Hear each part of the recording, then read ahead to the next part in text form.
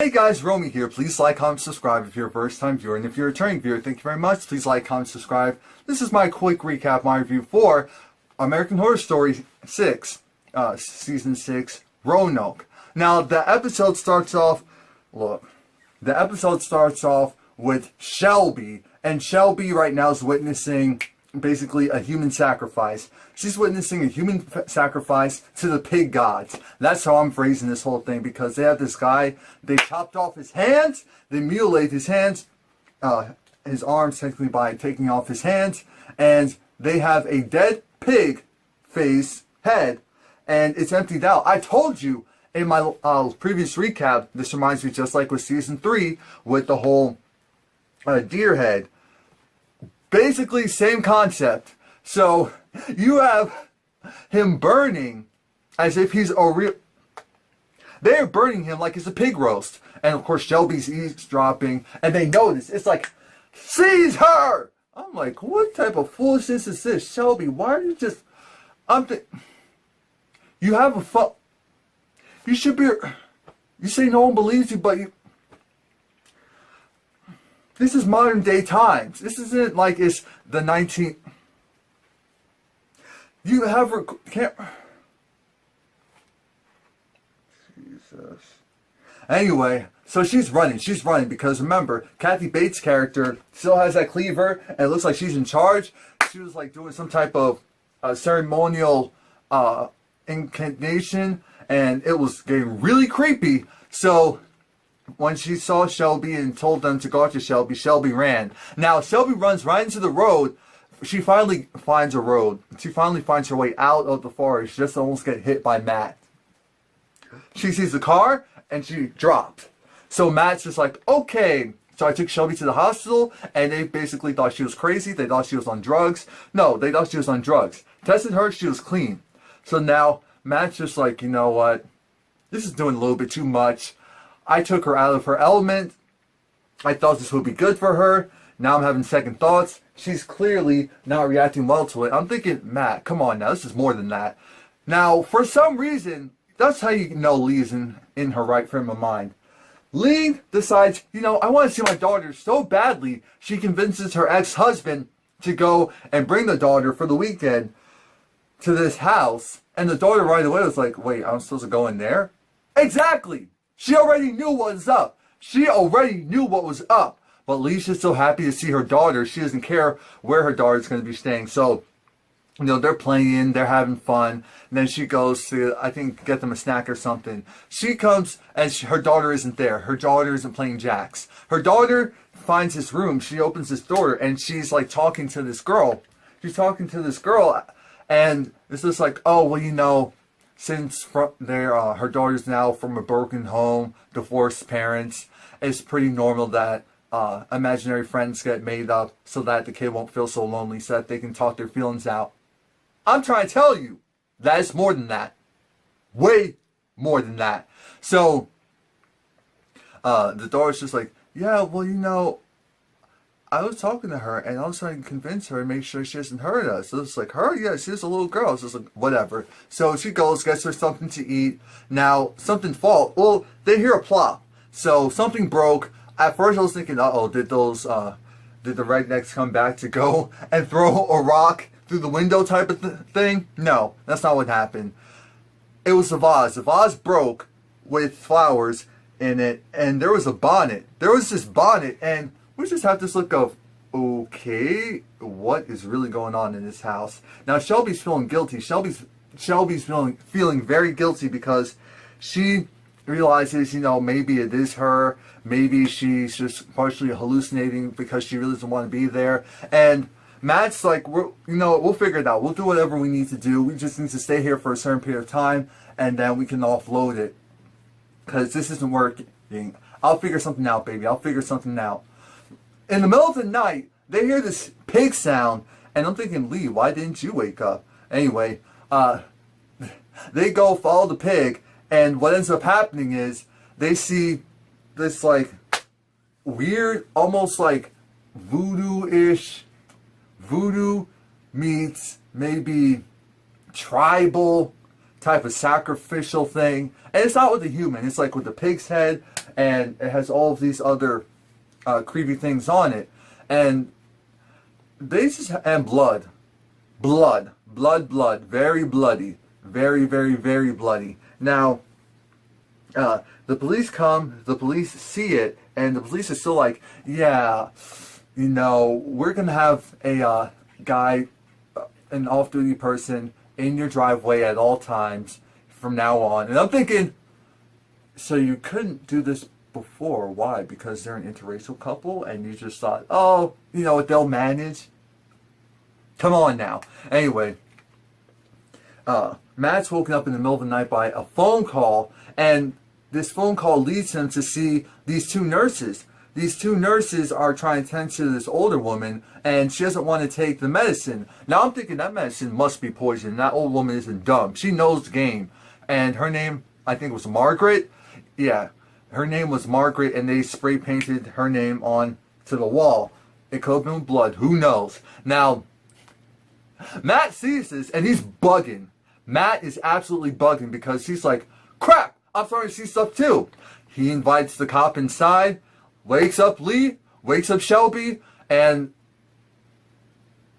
it's like there's nothing there. There's nothing there. The cop's like, you know what, maybe someone broke in, but who knows. Now remember, Angela Bassett's husband on this show is Lucian on If Loving You Is Wrong, and also the preacher on Empire. So he comes because he's going to pick up Flora, their daughter, and Flora is playing hide and go seek. Well, you know, they're used to playing hide and go seek with her. So they go and they search around, and then they find her in this small crawl space. And she's like, well, you know, I was playing with the girl. It's like, who? It's just like, so-and-so. So it's like, oh, really? It's like, yeah, you know, I wanted to give her my doll. Why would you want to give your doll away? I had to give her, I wanted to offer it because I wanted to save us. Save us? Yeah, she said she was going to kill all of us. And she was going to start with you guys and end with me. And so, and murder me. So I need to try and stop her, so I want to give her my doll, but she's gone now. The father said, that's it. You poppin' pill hussy. You got my daughter in this house, and you actually expect me to...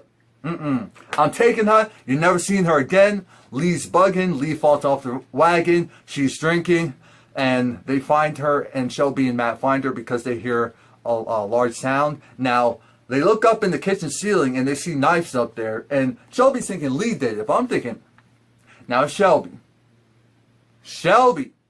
come on now, Shelby. Give Lee a little bit more credit. And can we just give a testament to how good Angela Bassett looks? And even, I was like, because they were even showing a little bit of flesh when Matt was getting her into the bed. And it was just like, that's a 50-something-year-old woman.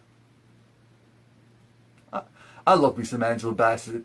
Bassett is how I say it. But, so Matt's just like, you know, I'm going to take care of you because you always take care of me. You always handle things. You know, I'm not used to you being out of control, but you need to get yourself together because this isn't going to help your situation with you trying to get your daughter. Now, speaking of daughters, there's this little girl who's outside the window, and Shelby sees her. Matt sees her too. So they go searching through the woods, and they're thinking, maybe it's one of the hillbillies. They left their kid out there to go and bait them to come outside. So why would you come outside? Anyway, all's fair in love and war. Lee, she's drunk, but Lee knows that Matt left the room, so she's trying to figure out why she keeps seeing these white women. I mean, these nurses in her room. She keeps seeing images of different people. She sees an old person. She sees the nurses. She thinks that she's about to get attacked. Then she sees pig intestines. It could have been human intestines as well. On the wall. They were nailed into the wall. I was thinking, is that a pig's tail? Because they were moving. I was just waiting for music to kick in. I'm like, if they start to sing, I'm done with the show. But no, nothing like that happened. I'm so glad they're done with that foolishness. But Lee's seeing things. Matt and Shelby go down to this bunker, and there's this camera. And so they take the camera because they need to go and figure out, okay, what's really going on? Maybe you'll have some answers. They see this guy. Remember the guy who usually plays like one of the androgynous roles on American Horror Story? Yeah, him. He's basically, he came to this house, and he gives the backstory of the house. The house in itself, it was 86 stayed out of there and left all of their belongings. So we're thinking, uh-oh, the house was haunted from the beginning.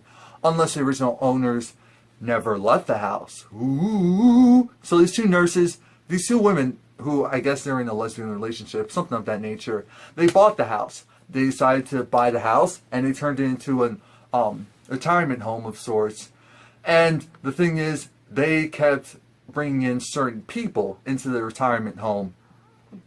They would always, and then they started to kill these people. So they had people with unique names. They had enough people to spell out the word murder. But something happened to these women before they got to kill the last person that they needed to kill to spell out their favorite word. And now the police came, and the police saw that, oh my gosh, what happened here? Now, for some reason, every so often, murder keeps coming up onto the wall. And so they actually, the last time the house was redone of sorts, renovated of sorts, it was covered up. Now, mind you, Matt is bugging because I'm thinking, first of all, you guys are really going to believe, okay, if this is what you want to believe. At first, I thought it was going to be something really disgusting because it was like, Lord Jesus, an underground bunker, a little girl. What's this little girl violated? I don't know. That was the first thing that entered my mind because you know how they can take it there sometimes. Now, Matt, he takes off the wallpaper and sees murder. Well, without the R is so it's murder. Murder is spelled, and they're saying that there's another presence in the house. So it's not just the women who were killing these people who were never seen again. There's also another creature who was there before them that possibly took them out. So you need to watch out for that one. Or maybe that's the one that you don't need to watch out for. So they invite the realtor, and the realtor is trying to tell them, you know what? This is your fault. You guys jumped ship. You paid extra for it. We're not taking it back. We'll happily go and get people to buy this house again at their discretion, at the price that they want, because no one wants it. So you're going to lose money. So it's either you stay or you lose money. So they're going to stay for now. Lee comes back, and Lee kidnapped her daughter because she wanted to see her daughter again. She wanted to see her daughter so bad that she was willing to, she wasn't thinking clearly. So Shelby goes, takes the daughter, puts her in the living room. Matt has a talk with her. It's just like, Lee, you need to get it together because at the end of the day, this will end up really bad for you. This is your daughter, but she kidnapped you. Now you'll most likely never see her again. Shelby drops a dime and lets Lee's husband know, oh, yeah, she's here. She's safe and sound. She's good. Oh, yeah, we'll be here when you come here. And Shelby actually, she tries to smooth it over. She tries to let them know, you know what? You know Lee is not a bad person. You know, she just wants to see her daughter. She just wants to have some type of contact with her daughter. So that's why she did it. Please don't go and take her rights away or anything like that. And Lee's ex seemed like he was open to the possibility of not possibly bringing up charges on her. Now, Shelby is going and trying to just talk with Lee and say, you know, I understand how you feel. You know, I understand not feeling like you're in control. I understand you wanting to protect something. Of course, Shelby lost her baby. So it's just like, I understand. And we're going to work through this together. Lee goes and tries to find where her daughter is inside the house. Everyone is searching. They can't find her. So they look at the woods, through the woods, because I think the door is open as well. They're searching. They're searching. Then you hear Lee, ah! She's doing that because she sees her daughter's sweater, her her hoodie, at the top of this high tree, which has us thinking, what the hell happened to her? What happened to her? I don't think that she's dead. I'm sure we'll see her again. How soon? Who knows? You know the cops are going to be all over the place. It's going to be a mess. Please like, comment, subscribe. Come back next week.